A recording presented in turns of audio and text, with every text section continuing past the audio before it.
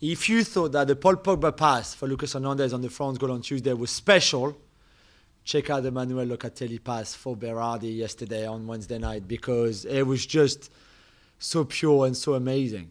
Yeah, that was something else. Wow. It's so Locatelli. And then the runs, of course. But the thing is, he makes the pass knowing Berardi's there without seeing him. I mean, that is one of the things that they've tried to drill. Mancini's really worked on drilling in, making the pass into space. The player, Berardi already knows he has to make that run. Locatelli knows he's going to be there. He doesn't need to see. I mean, he took a quick glance, but he knows exactly where it's going to be, and he pulls off a pass like that, and then makes the run, and then is finishes fantastic. It. I don't want anyone to tell me again, international football is hard. You don't have the time to build an identity, because that's not true. That is not true. It could be a defensive-minded identity like France, and trust me, Deschamps has worked a lot with those players to build that. Or it could be something like Italy and Mancini. Don't ever tell me you can't have identity for international football. It's not possible. Well, Italy are showing that it is possible. I think it is hard, though. I mean, he's been there 3 years. He's pushed these concepts all along. He's done a very good job with that. He's had a revolving group of players. I think he's called more than 60 players in the national team over the 3 years. But there's no question, the identity's there. Yeah, they worked on that. They built it, like you said. And they're intense, and they're fearless. And that is the most encouraging side, not seeing these players being conservative. And look, I'm not going to complain. Italy won 4 World Cups, being conservative a lot of the time and playing to their strengths and exploiting the opposition weaknesses. But here they just want to go and they just want to overwhelm you. And I mean, just to me, they look more like a club side. Yeah, completely. Than anything else. Yeah, they look like a City or like a Liverpool, playing like this with the kind of intensity. They know when to press. They've got the triggers. They go and they chase. They're all on the same page. I think it's pretty remarkable. It's really remarkable, the job that he's done. And again, they might not go and win this one. It's a young squad, like you said. This is all new, and they will play stronger teams than Turkey and Switzerland.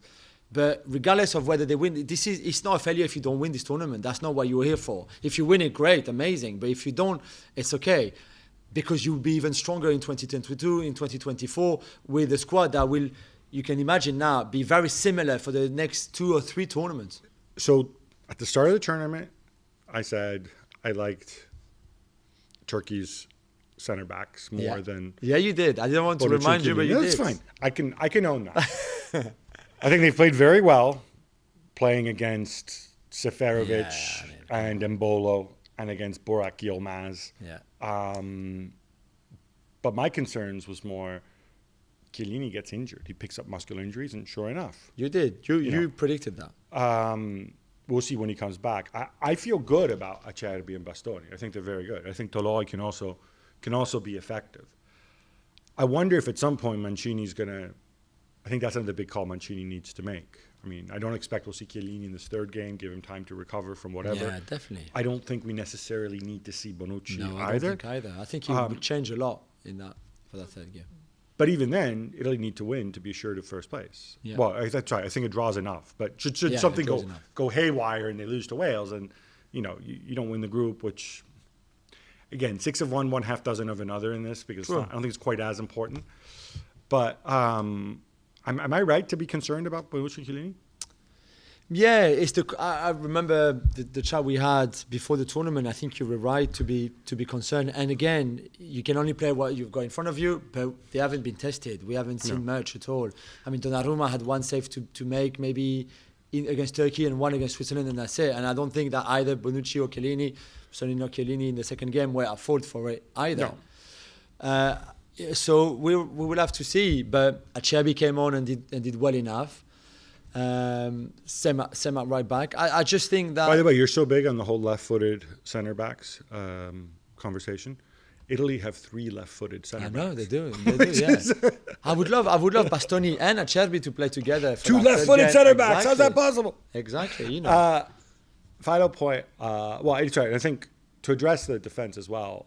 That's why we saw Di Lorenzo instead of Florenzi, because Di Lorenzo gives you much more defensively, and he's quicker too.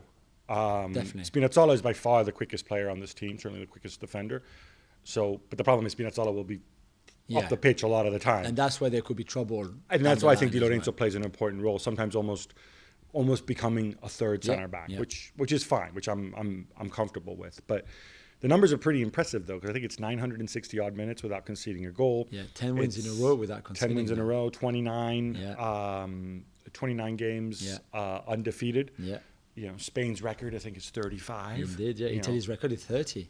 From the 30s. I mean, I think Italy would need to win the tournament to beat Spain's record, so I'm not sure that's going to happen. Well, you don't know. You know, certainly the confidence is building. That's the confidence and the momentum. is That's great. definitely building. Thanks so much for watching ESPN on YouTube. And for more sports highlights and analysis, be sure to download the ESPN app. And for premium content and live streaming, subscribe to ESPN Plus.